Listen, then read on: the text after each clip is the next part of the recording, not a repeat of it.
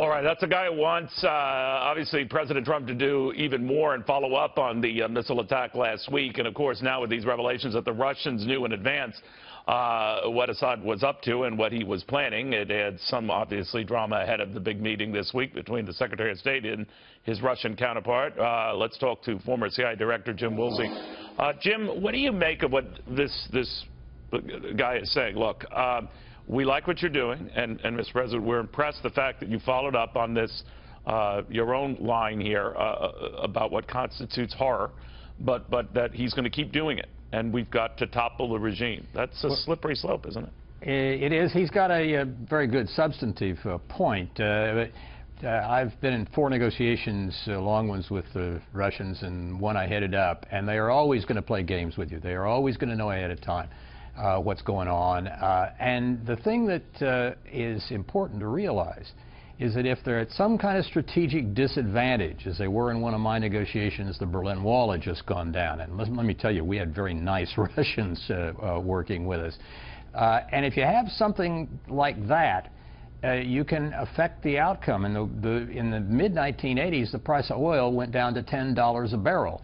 That had a bigger impact probably on Russia's collapsing in the Cold War than almost anything. Sure. Well, what we need to do is figure out a way, and I think there is one, to get the price of oil down steady, not tiny, but steady and low. And that will not only be good for American consumers, it will be good for rocking the Russians back on their heels. You know, obviously what a number of dissidents have raised and those who've survived attacks, chemical and otherwise, in that country, like this gentleman was pointing out, is that we draw a line at chemical weapons when he was in fact saying, but you say nothing about the hundreds of thousands who've died under conventional attacks. In fact, there was a conventional attack follow-up this past weekend, and he wonders why we don't respond to that. What is it about chemical weapons that draws us, and that we should? Well, in some circumstances you can do that, in others not. It depends on a lot of things on a case-by-case basis. But you're better off if you've weakened them strategically. Then right. You've got a lot bigger playing field. And if you just get the president to let EPA have a situation develop whereby we can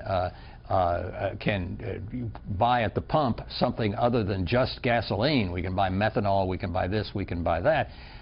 You'll see the price of oil go down rather decidedly, and you will see Russians that are much easier to deal with than they are in the absence when they're of that. economically distressed, you've got a different opponent. Now, the Russians have already claimed that if we do something like this again, launch a Tomahawk missile attack, they're going to respond in kind. They've got a ship now not too far from the 2 that launched these Tomahawk missiles last week. Do you think they will do that? And where is this going?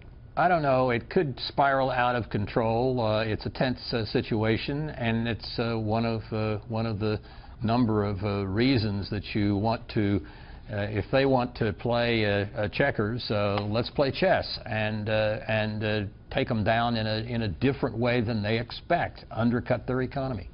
Do you think that that's likely, though, and does the latest developments now, where we're getting pretty good intelligence that the Russians knew in advance what Assad was doing, what do you make of that and how that changes the equation? Because I'm sure, even though I've not heard it, the Russians are going to deny this. Assad is the Russians and the Iranians' poodle. He'll do what he's told. And Russia really wants to maintain that foothold on the Mediterranean, so they are going to be really tough at holding on to what they've come up with already. The Iranians want to lead basically a Shiite conquest of the whole region. So we've got a real mess on our hands. It's why we have to have economic strength in order to play successfully.